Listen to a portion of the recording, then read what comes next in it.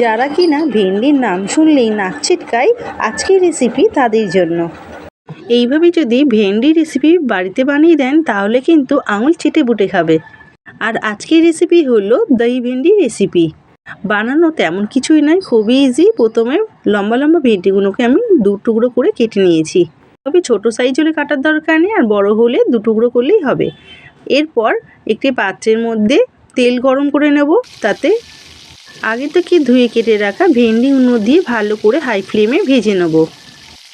হয়ে গেলে একটি পাত্রে তুলে নেব। বাকি তেলের মধ্যে ফোড়নে দেবো 5 ফোড়ন, শুকনো লঙ্কা দিয়ে ভালো করে ভেজে নেব।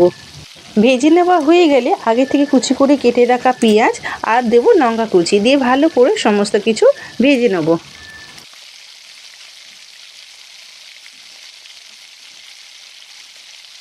যতক্ষণ ভাজা হবে ততক্ষণ অন্যদিকে একটি মশলা করে নেব। 100 গ্রাম টক দই নিচ্ছি একটি পাত্রে, তাতে লঙ্কা গুঁড়ো, ধনিয়া গুঁড়ো, জিরে গুঁড়ো আর নিয়েছি গোলমরিচ গুঁড়ো। সাথে দেবো স্বাদ মতো নুন, চিনি দিয়ে ভালো করে এটা ফেটিয়ে নেব।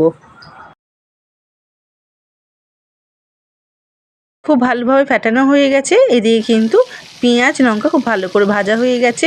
এর মধ্যে দিয়ে দেবো হলুদ গুঁড়ো দিয়ে খুব ভালো করে মিশিয়ে নেব।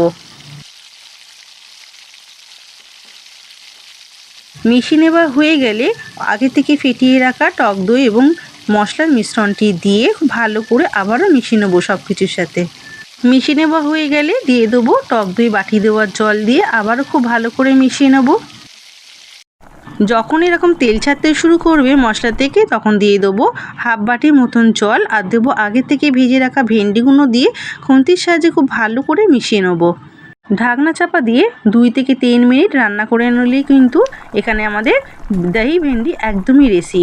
যেহেতু ভেন্ডি নরম তাই কিন্তু বেশিক্ষণ কুক করতে লাগে না, খুব চটজলদি কিন্তু এই রেসিপিটি হয়ে যায়। ঝোল ফুটে যখন গামাখা হয়ে আসবে ওই স্টেজে নামিয়ে নিলে কিন্তু পরিবেশনের জন্য একদমই রেডি দই ভেন্ডি। আপনারা যদি ওপর থেকে যদি কাসুরি মেথি ছড়িয়ে দিতে চান তাহলে কিন্তু সেটাও দিতে পারেন।